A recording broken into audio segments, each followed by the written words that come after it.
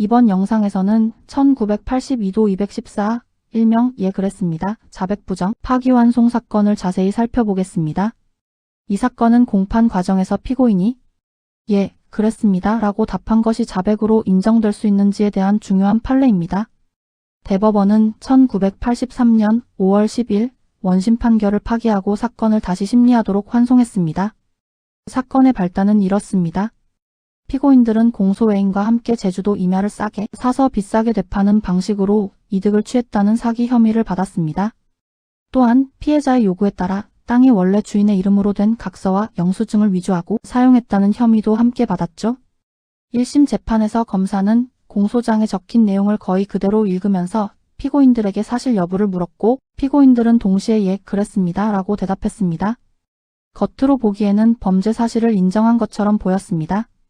하지만 이후 검사, 변호인, 그리고 재판장의 구체적인 질문에 피고인들은 자신들에게 속이거나 돈을 빼앗으려는 의도는 없었다고 주장했습니다. 그들은 단순히 부동산을 소개하는 역할을 했을 뿐이라고 진술했죠. 심지어 수사 과정에서도 계속해서 범행을 부인했습니다. 하지만 원심 재판에서는 피해자들의 진술을 바탕으로 피고인들에게 유죄를 선고했고 이에 불복한 피고인들이 대법원에 상고했습니다. 이 사건의 핵심 쟁점은 공소사실 전체를 묻는 질문에 대해 예, 그랬습니다 라고 짧게 답한 것이 범죄 사실 전부를 인정한 자백으로 볼 수 있는지였습니다. 더 나아가 사기죄에서 중요한 기망, 행위와 돈을 가로채려는 고의가 객관적인 증거로 충분히 입증되었는지 그리고 사문서 위조와 관련해서 피고인들에게 공모와 위조의 고의가 있었는지도 중요한 문제였습니다. 대법원은 피고인들의 답변만으로는 범죄 사실 전체를 자백한 것으로 볼 수 없다고 판단했습니다. 재판 기록상으로는 자백처럼 보일 수 있지만 이후 진술에서 피고인들이 속이거나 돈을 빼앗으려는 의도가 없었다고 부인했고 수사 과정에서도 같은 태도를 유지했다는 점을 고려했습니다. 따라서 대법원은 피고인들이 공소 사실의 일부 과정만 인정했을 뿐이라고 본 것입니다. 또한 피해자들의 진술만으로는 피고인들이 공모하여 속이고 돈을 빼앗았다고 단정하기 어렵고 당시 부동산 투기 열풍과 시장 상황, 피해자들이 자발적으로 투자하게 된 경위 등을 고려하면 사기라고 단정할 수 없다고 판단했습니다. 사문서 위조 부분 역시 위조에 대한 공모와 고의가 명확하게 증명되었다고 보기 어렵다고 보았습니다. 결국 대법원은 원심 판결을 파기하고 사건을 다시 재판하도록 했습니다. 이 판결은 헌법에서 보장하는 무죄 추정의 원칙과 적법한 절차를 거쳐 재판을 받아야 한다는 원칙을 다시 한번 확인했다는 점에서 의미가 큽니다. 형사 재판에서 자백은 매우 중요한 증거가 될 수 있지만 자백을 인정하는 데에는 매우 신중해야 합니다.